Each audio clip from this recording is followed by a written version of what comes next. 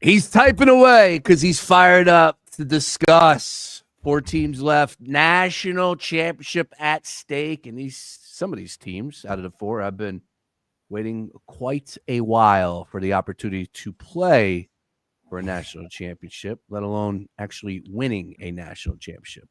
Let's go. Beef up front. 4 teams remain. Semifinal action kicking off on Thursday. Penn State, Notre Dame. Oh, it doesn't get any bigger than that as far as where we're at right here in Philadelphia, of course, Pennsylvania as well.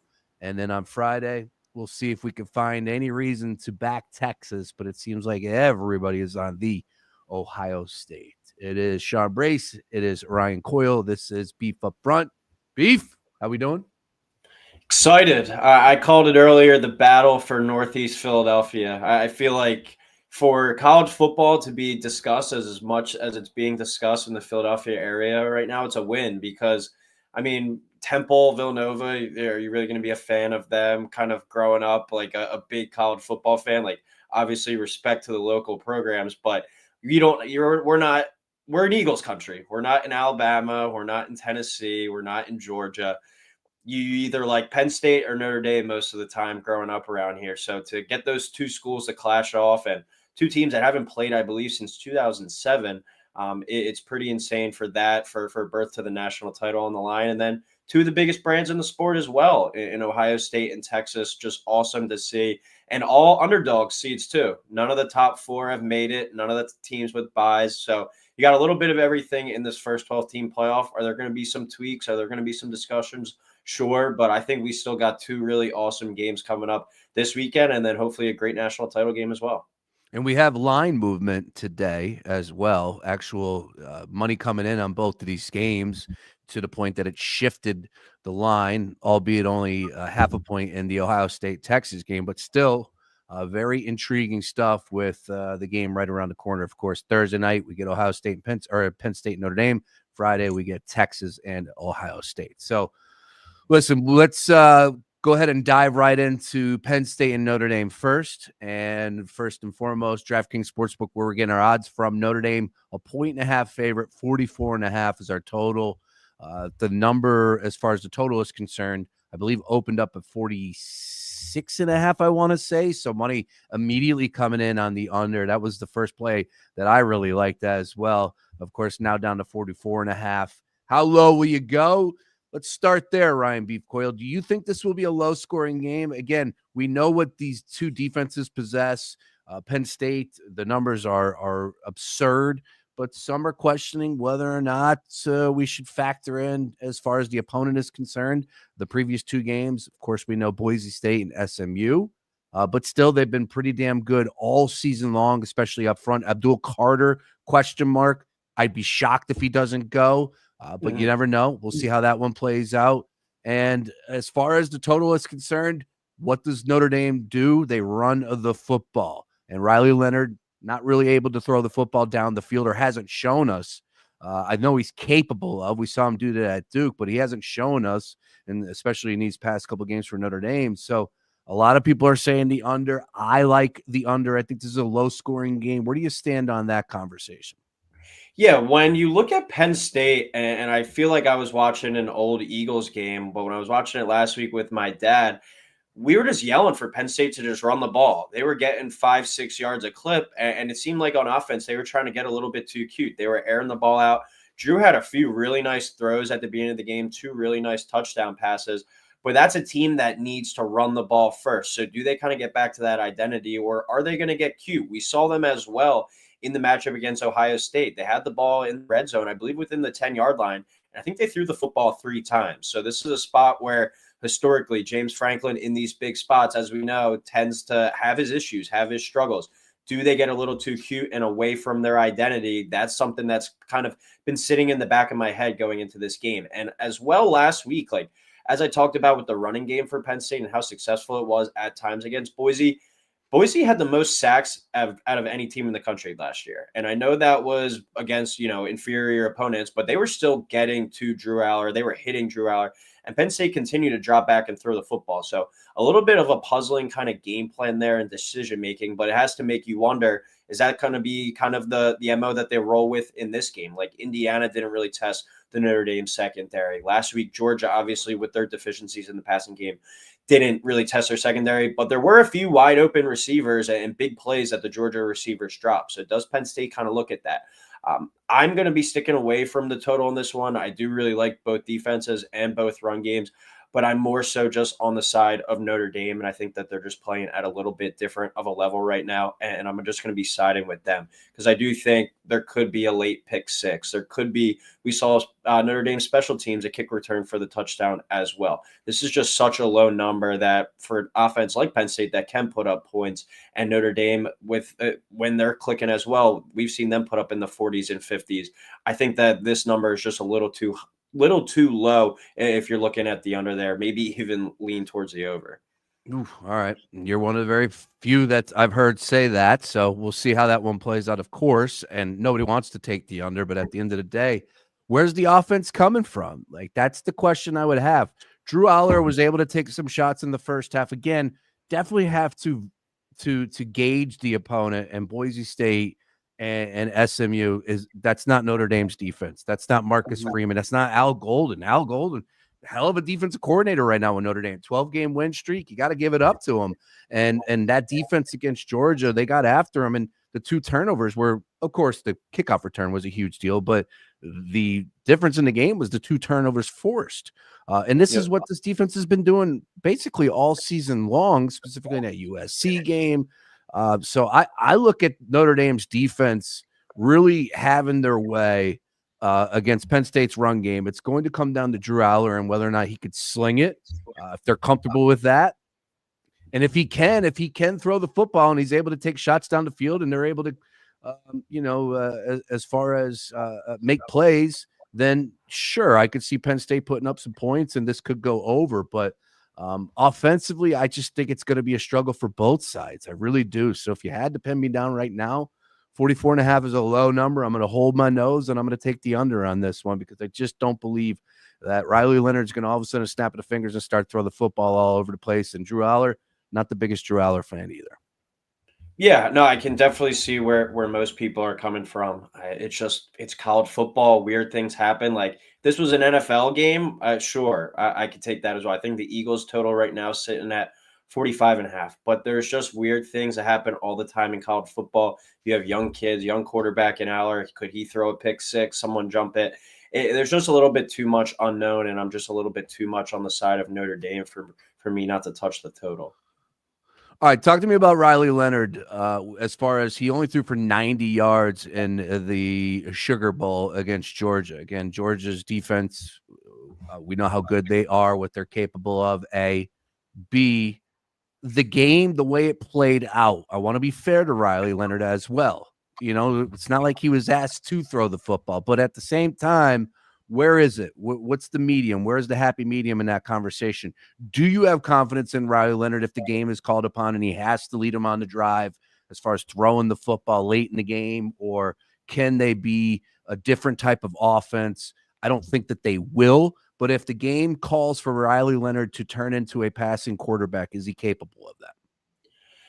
I wouldn't say I was overly confident because that is in these big games and these games that I expect to be close. One thing I always point to is like 3rd and 7. Do you trust that quarterback to go out there and convert? Do I trust Riley Leonard to do with his arm? No. But can he do with his legs as well? Yes. He's not a one-dimensional quarterback. Like when you look at Georgia last week and Gunnar Stockton, Notre Dame's pass rush was able to get to him, that just eliminated their plays. If Penn State's pass rush gets to Riley Leonard, he's still athletic enough. He's still mobile enough to create with his legs. So at the end of the day, do we want Notre Dame, if you're betting on Notre Dame, to have Riley Leonard drop back 30, 35 times and throw the football? No. But Notre Dame knows what they are at this point. They know how to play into their quarterback's hands. That's why they're having so much success, and they're just leaning into that as well. Riley Leonard, when you look at him last week, 14 carries for 80 yards. Not many explosive plays. He had a 32-yard rush, but he got the yards in the hard yards too when it mattered. So I still have the confidence that they're able to move the chains because they've been able to do it all year. Is this a different beast? Is this maybe the best defense they played? This Penn State team, even better than the Georgia defense from last week? Potentially. But I do think that Riley Leonard is able to move the football well enough, and he is able to throw the ball if he needs to. It's not like he's just a completely one-dimensional player. Who's got a better running game in your mind? And it seems like Jeremiah Love is going to play. Somebody said 100%. I highly doubt that, but regardless, he's going to give it a go. Who's got the better run game in your mind? Because Penn State was pretty damn explosive, and that last time we saw him again against Boise State, was that a mirage in your opinion? And where do you stand on that one? Nah, that Penn State rushing attack, I think even coming into the year, I said was the second best rushing attack in the entire country. I had Ohio State above them. Ohio State didn't really run the ball like I expected them to throughout the year, but this running back duo of Singleton and Allen is as good as it gets in all of college football. Really experienced guys as well. And Drew Aller's no slouch in the running game himself. I mean, you look at Singleton and Allen, they've both been really good so far in the playoffs. And it goes back to the point of discussion as well. Does it have to do with the opponents that they played? Or you can go back and look at their track record and their history. Allen is more of the downhill runner, the guy who's probably going to be getting the ball in the red zone. But Singleton's that guy that can break off that 55, 60-yard touchdown for the game breaker. When you look at Notre Dame, you can point to Riley Leonard and his ability. But the questions with Jeremiah Love and his health right now, I lean towards Penn State there in the run game. And I think that they can control kind of the line of scrimmage at times in the run game. Pass blocking is a little bit different of a question. But these Penn State running backs are good enough and able enough to make plays on their own as well if blocks break down. What's your take as far as the true handicap on this game when you start to look at some of the, from the outside perspective, some of the elements and specifically would go into the fact that Notre Dame just went up against Georgia. That ain't easy. Penn State went up against Boise State. All right, two different worlds. And rest factor. We're talking about only about what, a day, 2 days, day and a half, 2 days. Still, though, something of significance to some. Where do you stand on those conversations as far as the previous opponent? A hell of a lot easier for the body to recover when you go up against the Boise State, all love and respect, versus going up against Big Bad Georgia. When you can kind of look at that at the other light of it, though, as well. Like, look how much action at the line of scrimmage Penn State had to deal with guarding Ashton Genty and with trying to bring down Ashton Genty. He had 25 plus carries in that one, and they were still even handing him the ball at the end of the game. That's a lot harder, I think, than pass blocking and having to deal with that when you're getting consistently chop blocked and whatnot.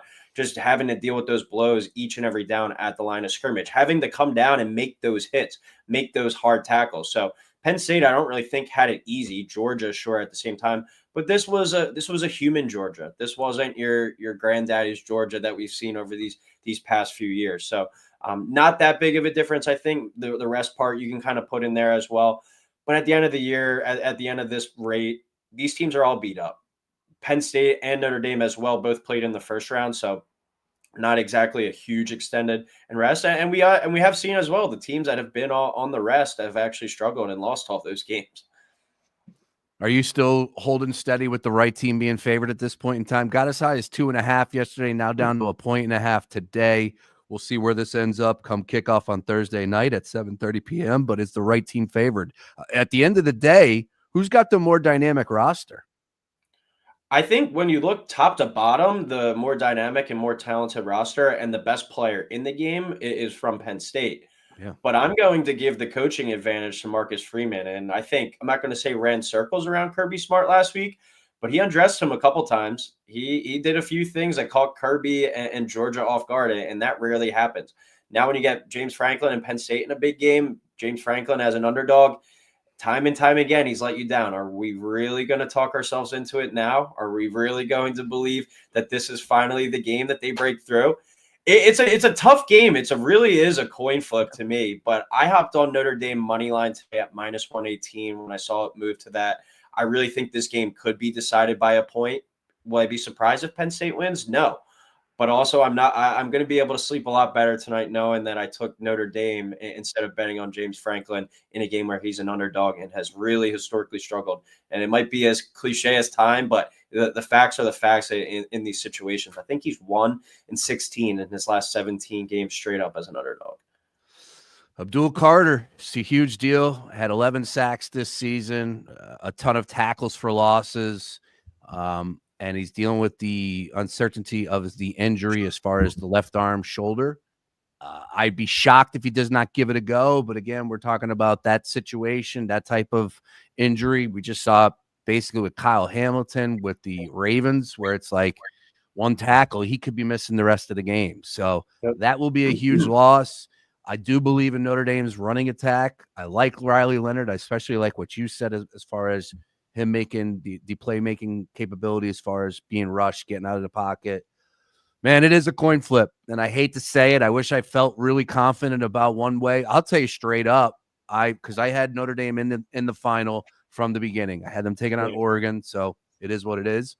But had Notre Dame getting to this point, Penn State getting to this point, and I kind of wanted to change my mind 2-3 days ago. I want to be honest with you, but now I'm coming back to Notre Dame, and I just have to hold steady here. So I'm gonna back the Irish on this one. But like you said, man, it's not a cop out. I won't be shocked if Penn State is winning at the Orange Bowl and getting to the national championship. It's gonna be a great game. Hopefully, it will be. Yeah, I think this one is certainly more 50-50, where it seems like everyone else is on Ohio State. And that's why I'm glad it's this way. I'm glad we're at least getting this matchup that we're expecting to be awesome. And hopefully it delivers, because say what you want about Penn State, but they still find a way in these close games to play it really kind of down to the wire. They might lose these games at the end, but they're always in it, and they always find a way to kind of hang around. So I think we should be in for a really good one, and hopefully a really good kickoff to an awesome weekend of football coming up. Over under 2 minutes, 50 seconds. Mark Henry Jr. with the text at a group chat ball game. I'll go. Got to go under. Yeah, I'll go under. I might just say something out of spite. If I just, we'll see how he's handling this one. It's all gravy. He claims it's all gravy after this one, but Yeah. This. I would love to put a cam. We need a Mark Henry Jr. cam for this game. That's what we need. I love it. All right. Anything else before we move on to Ohio State and Texas from Notre Dame and Penn State? I just think one kind of major thing in this game as well. It's not really reinventing the wheel, but Tyler Warren, and is Penn State able to make some explosive plays in the passing game with him? Notre Dame has got a few kind of chess pieces in their secondary, and you touched on Al Golden. I saw Al Golden's kind of getting rumored to potentially go to the Bengals as the defensive coordinator. Wow. But he's had a really great kind of season there and resurgence in his career. He was kind of down the dumps, but him and Freeman and their creativeness on the defensive end, are they able to eliminate Tyler Warren from this game? I think obviously that's going to play a huge role. And Notre Dame's pressure and the blitzes we saw them bring a bunch of times last week against Georgia. Penn State, I think that they've kind of struggled. Notre Dame has 7 sacks through their 2 playoff games. So is Notre Dame able to get to Aller and maybe force a few turnovers is something that I'm keying in on as well. I'm reading a line here. It says in the playoff, Tyler Warren has 17 touches receiving, rushing, and throwing for 102 yards and 2 touchdowns. Did he throw? In the playoff, I don't remember. He might have had like a trick play, but he did have that one where he snapped it against USC. Then he ran down the field and caught the touchdown. But I don't remember him having. I just remember Scatterboo having the deep bomb. Very weird wording. Let's just put it that way. I would assume that is just him receiving. And again, he is a freak with the 2 touchdowns. And, those were good coverages against him in that Boise State game, if I'm not mistaken, as well. Like he is. Yeah. They're calling him the really unicorn. Good balls, too. They're really good balls by Aller. I don't know. I wish I had a slam dunk handicap on this one. My best take is the under. I know it stinks, but this could very well go to overtime, and it's a loss. This could very well be 24-23, which is 47. That's going to go over. It's a tough one to handicap. It really is, but I think we're in for a good one on Thursday at the Orange Bowl. All right, now let's get on over into Texas and the Ohio State going down in the Cotton Bowl, where there's no cactuses, but that is apparently in the graphic that they're putting out there. This one moved a little bit, now up to 6. It was 5.5. How about when an open beef at the GBC, the Gambler Bowl Challenge? I had it at 2.5. I believe this opened at 3.5. I think when we No, were no, sitting at the Boathouse, I think it was 4.5.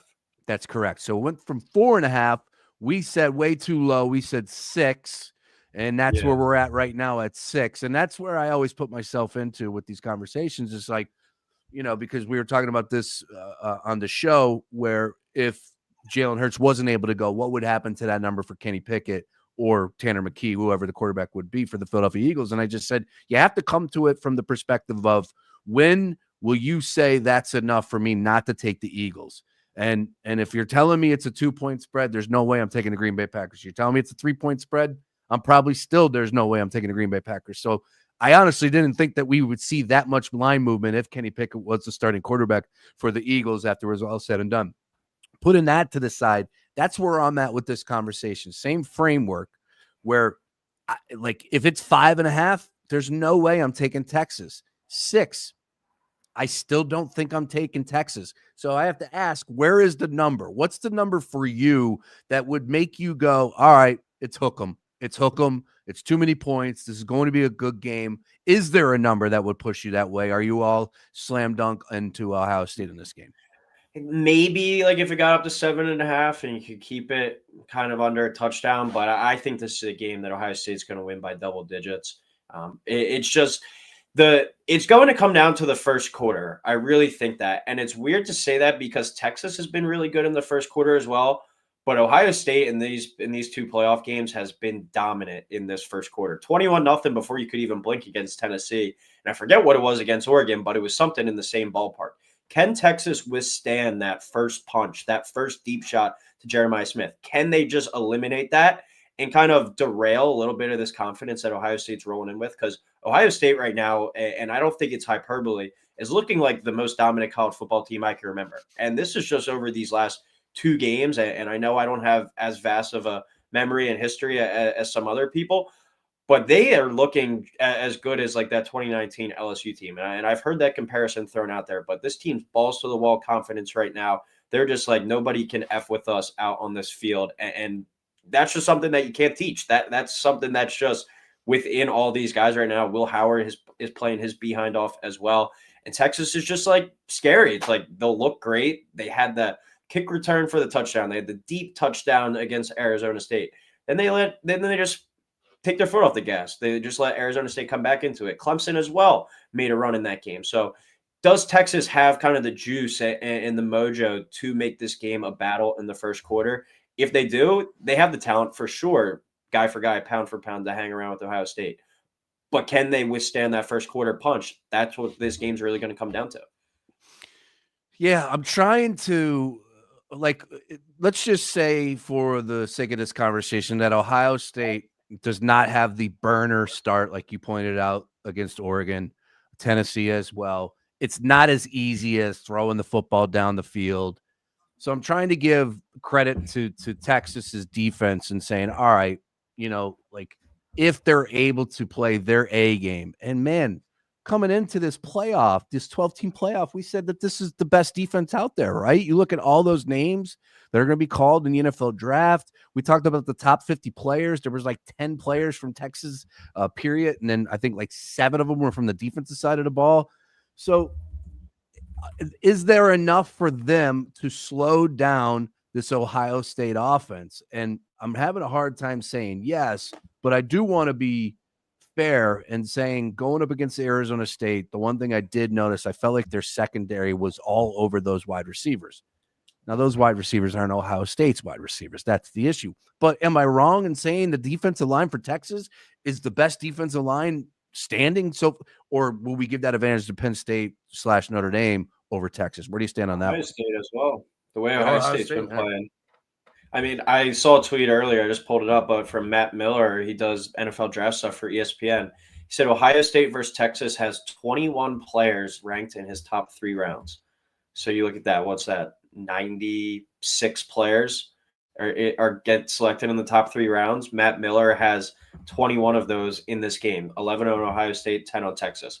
So when you look talent for talent, these are by far the two most talented teams left. It's just I don't have confidence in Quinn Ewers and that offense to sustain their success. They look great at times. They look great off script. But kind of once the game gets into that second or third quarter, they have struggles putting these teams away. And you can't be playing with your food if you're Texas in this matchup. Like you can't be like, all right, even if they do get up early and take their foot off the gas, Ohio State can come back and in a blink of an eye in 3 touchdowns. So guy for guy, pound for pound, this Ohio State team and Texas team match up really well. Like I think if this was a week 1 game, it probably would be like Ohio State minus 2.5 or something.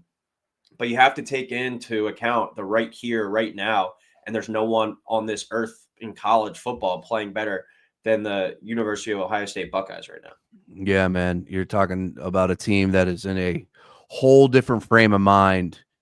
The way that they are playing, it's a big middle finger to everybody. I don't know what happened in that Michigan game other than the fact that they were in their own heads. The way that they lost that game, and it might go down as probably the best thing possible. And I know that's going to be a tough pill for a lot of Ohio State fans to swallow, even if they do win the national championship. But it really might be the best thing that happened to that program in quite some time. That was a good game against Penn State. Penn State had them on the ropes. We can go back and nitpick that. The play calling, Tyler Warren not getting involved. Of course, the secondary needed to step up a little bit more. Easier said than done. But you're looking at some look ahead lines. DraftKings has 9.5 for Ohio State going up against Penn State. 9.5. They're saying Penn State. I saw it was 7.5 like yesterday. That's crazy to me that you would tell me that Texas is going to give Ohio State a better shot than Penn State. Man, yeah, especially with the play having already played each other, and correct. Penn State too was in that game, and I think we talked about this before, but Penn State really, I think, kind of gave it to Ohio State more than Ohio State really went and kind of dominated them. But that's not this Ohio State that we've seen. That was my big take on Ohio State going into the playoff. I was like, how good really are they? Are they just like a talented, like hypothetical kind of roster? Because we hadn't seen anything close to this version all year, and they still had a really good regular season. But this has just been kind of, they flipped the switch, and it was like, all right, we just wanted to get to the playoff. Now it's time to go what we were built to do. Anything for Will Howard being 0-4 when he was at Kansas State going up against Texas? Yeah, I think it's a little bit of a different beast. But I think it was last year, Kansas State took Texas to the wire. Kansas State, it might have even been an overtime game. I remember betting on that game on Kansas State. Yeah, look, I think this one is easier for me to sit here and say that Ohio State was it. This one is easier for me to sit here and say I like the Buckeyes, and putting coaching to the side. I'm not the biggest Sark fan. Is he a better coach than Ryan Day? Probably. Is he a better coach than Ryan Day in your mind? Sark? Yeah. If you made me pick between the two of them right now, yes, I would probably pick Sark, but I'm not a fan really. I'm not really a fan of either, but I do like what Sark kind of has reinvented himself. I do give him credit for that. I'm having a hard time just picking against Ohio State, and I think at the end, I'm pretty sure that everybody's going to be in agreement, and this is going to be extremely lopsided, which is fine because the one game before it on Thursday is going to be pretty much split. So we'll see. That's going to even itself out. But I do believe everybody will be on Ohio State -6. And this might even continue to climb. Who knows as we get closer to kickoff on Friday. But Ohio State, for my money, like you said, specifically never out of the ball game with that offense. Texas, even if they're able to get that run game, do you have confidence in them making the plays on offense to keep up with that Ohio State offense? As long as they don't turn the football over, this should be an Ohio State victory, and hopefully by more than a touchdown. But we'll see how this one plays out. Anything for you to put a bow on that one down there in Texas? I'm looking at the first quarter right now. Ohio State -2.5. Total though 10.5. As I said at the beginning, like both of these teams have started out really fast in their playoff games so far. So that's something that I'm looking at potentially. Ohio State could go out there and have 2 touchdowns themselves in the first half, and Texas has been really good off the script as well. So over 10.5 there in the first quarter, I think is worth a look for sure as well. The one thing that I was looking at earlier was red zone efficiency with some of these teams because it felt like, Texas is one of the worst teams in the country. yeah, that was 73rd nationally in points per red zone trip.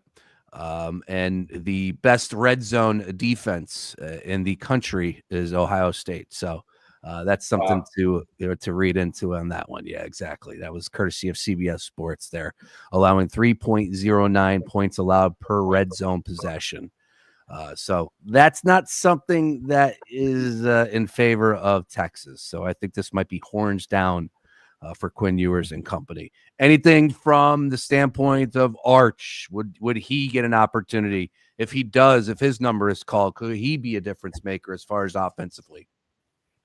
I was listening to something today, and they were basically going into like if Arch didn't get in last week against Arizona State when their offense hit a lull, do you really think that they're going to turn to him now? It's like kind of like put the Arch narrative to bed. Like that's for next year. He's had some moments, he's had some plays, but I think Sark's just going to go down with Quinn Ewers. He's either going to hoist the trophy at the end or he's going to go down with him. And also, like, props to Quinn Ewers too at the end of the game last week on that 4th and 13, that touchdown throw to extend the game. That was awesome. That play I don't think's been talked about enough. Ohio or Texas isn't even in this game if it's not for that play. So Quinn Ewers still he might have that clutch gene a little bit in him. I'm just hoping this one's as good as I think the Notre Dame Penn State game's going to be. We'll see. We'll see. It all gets started on Thursday. It's exciting time of year, and it's something new for all of us with the 12-team playoff. It's raised up a lot of attention. It's kind of put us with some prizes. None of these teams that are standing won their conference championship. Notre Dame's not in a conference, understood, but still pretty surprising there. The highest seed that's standing is Texas at this point in time. But the way that bracket broke out, I don't think either one of us are surprised that, like I said, Penn State or Notre Dame are playing for the opportunity. Which, oh, by the way, another thing that was surprising, first black coach to be at a national championship game is going to happen this year. That's pretty damn cool. And to hear the video or the audio from James Franklin where he said that was something he wanted to do a few years ago at Penn State, got to tip my cap to that, man. That's pretty cool. I'm a big fan of history. And unless it involves Saquon Barkley breaking the record in a meaningless game. But other than that, I thought it was pretty cool to hear that. So we'll see what happens there. Is there anything that will make you take Penn State or Notre Dame versus Ohio State, if that's the final?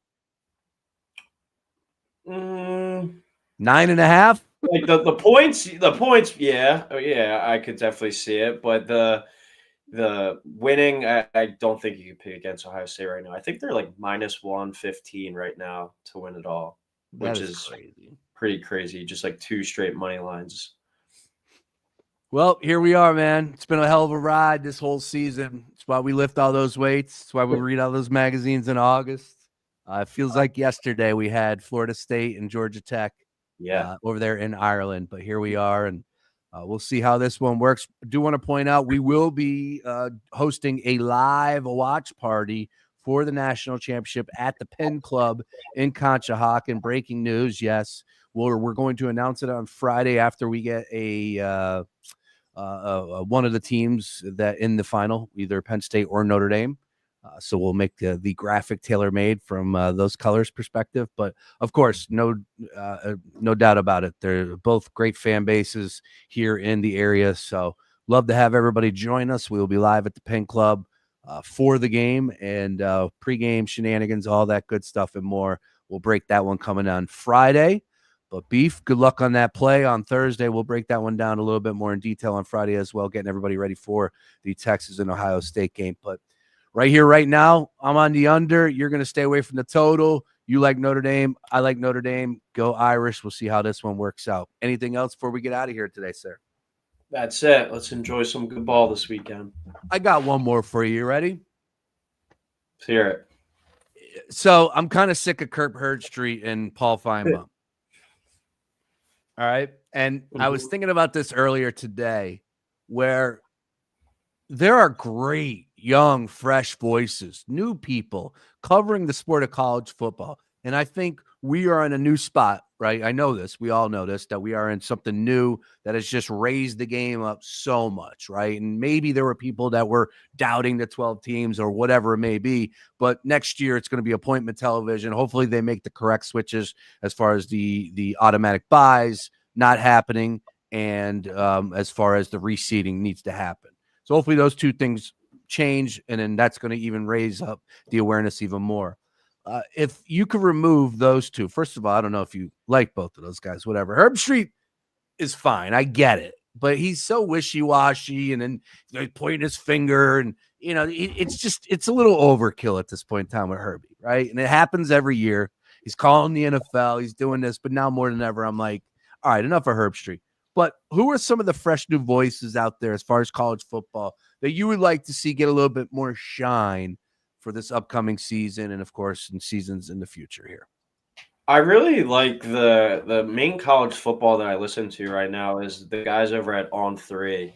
Andy Staples and Ari Wasserman. They're pretty well established, but they got a lot of talent over there. And I have all the tweet notifications on for the transfer portal. No one I think covers college football more in depth and better than that channel over at On Three. So JD Really? Pickell, he's another young guy. I think he's probably 3 or 4 years older than me, I'd say. But they go as much in depth as possible. Like you'll have the guys on First Take or guys on Get Up or whatever trying to talk about this playoff game coming up Thursday, coming up on Friday. And that's probably the first time that they've watched these teams all year. I know that those guys over at On Three live and breathe this stuff kind of like we do. So On Three, definitely shout out to them and what they've been building. And seems like they're really tapping in kind of at the right time, because there's definitely a market for all this new kind of transfer stuff, NIL stuff, and just overall college football in general. Are you a Josh Pate fan? Not really. He's a little too much of a know-it-all type Yeah. guy. Yeah, he is. I think he plays the role well, though. I don't mind Yeah. him. I'm a That's fan of what CBS. Feinbaum too. Feinbaum's like he knows his role. He leans into his role. Yeah, but But it's he like flip-flops. That's all he does is flip-flop. That's my big issue with him. It's like one day he says something, the next week, not even the next week, it's the next day he's saying something different. It's like, wait a minute.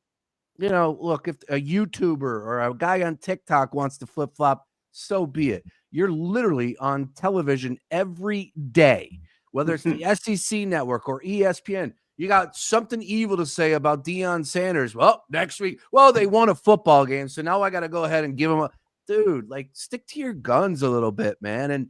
And no one ever calls him out. And that's another thing that irks the hell out of me. Everyone just gives him all this love and respect because he's Paul Feinbaum. It's like, I don't know, man. I just had enough of Paul Feinbaum. That's all. he's But I the know SEC mayor. which I have no issues with that. Just stick to your That's what I'm tape. saying. He just has his role though. Like that's Yeah. just who he is. All right. Well, that's who we are. We're talking semifinals. Notre Dame, Penn State Thursday, Friday, Ohio State and Texas. And again, a watch party on January 20th. We're kicking that thing off early, too. I saw 7:30 start time. I hope that's correct. And Georgia, I believe, in Atlanta in the Dome. So that's where the national championship is going on. We'll have some fun on the 20th. But it all starts on Thursday. And once again, if you missed anything, be sure to get all of our programming and podcasts at foxphlgambler.com.